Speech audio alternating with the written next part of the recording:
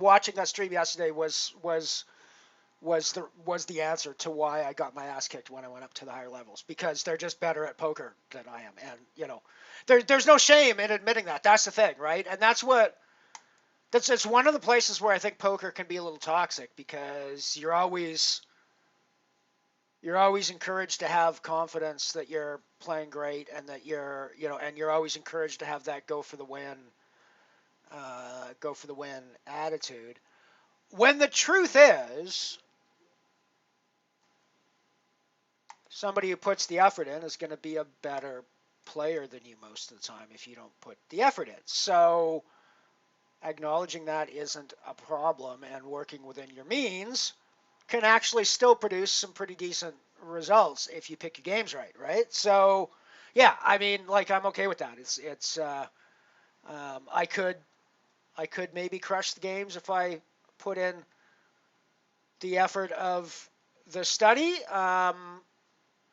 Then again, maybe I'm shielding myself from the fact that I'm scared that I wouldn't be able to do any better than I'm doing now if I put the effort in. So which of course I know is silly, because anytime you put effort into something, you're going to get better at it. And it's not like I don't put any effort into poker. I just don't put the effort in the same place that GTO solver kids do. Or I just call Dara a GTO solver kid, I guess, because he's one of the top solver guys as well. So I just call Dara a solver kid. But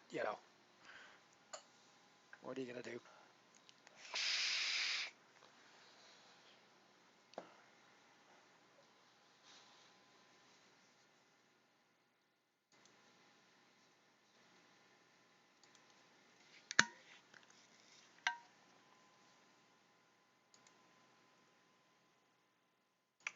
Hello, Queenerinos.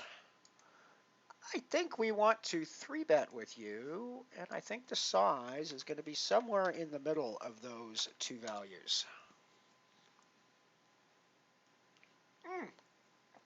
Mm, mm, that's a delicious flop. That is a delicious flop, don't you think? Not such a delicious turn, but I do cover both of the suits. You could absolutely have ace X here and have just flatted me on the flop. They could also have two spades here and flat me on the flop. I don't think I can go anywhere here, although the ace is a bit concerning. Do I just hang my booty out to dry here? I don't think I need to hang my booty out to dry. I think we can get by with 11 big blinds, depending what happens on this. Well, 9 big blinds, I guess, depending what happens on this river. Well, King 10 gets there, but everything else misses, and we just beat the ace X, all of the ace X's. So sets is all. Well, we're not even worried about sets. We're only worried about a pair of aces here, right? So do I just? Yeah, I just fire this one like crazy, right? And hope he goes for the booty. Lucky me! Lucky me with that river, right? Although lucky him with the turn, but.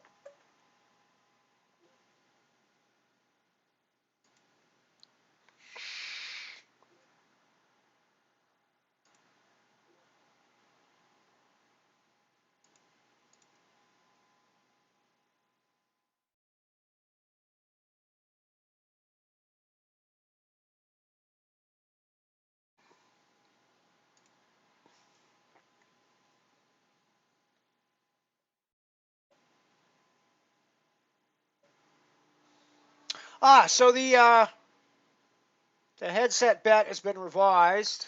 I actually do know how long it will last roughly now, because the other day I kept using it after I stopped streaming and let it run out, so I have a rough idea. And we're most certainly, at least for the time being, going to be streaming. We're never going to be streaming long enough to burn out the battery of the headset, I would guess.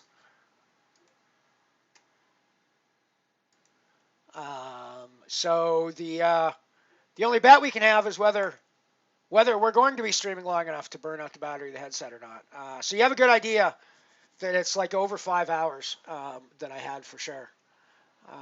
So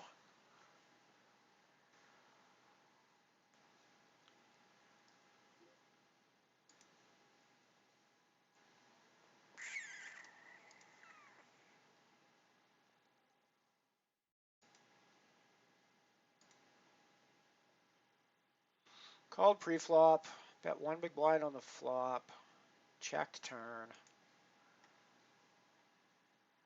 bet a third pot river. Yeah, I think I have to call. Nice hand.